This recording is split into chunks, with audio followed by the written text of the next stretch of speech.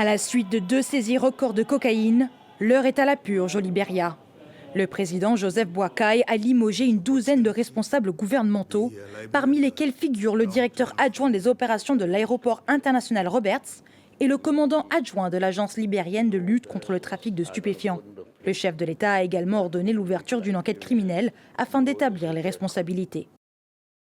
J'ai ordonné immédiatement le licenciement, la suspension et l'ouverture d'une enquête à l'encontre de plusieurs responsables gouvernementaux et agents des forces de l'ordre, après avoir examiné les rapports sur les enquêtes en cours concernant d'importantes affaires de trafic de stupéfiants.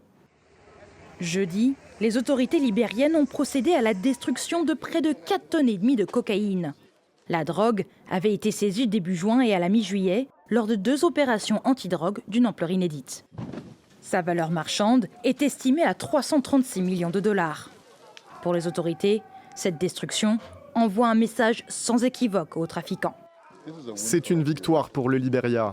C'est un message clair adressé aux organisations criminelles. Le Libéria n'est pas votre zone de confort.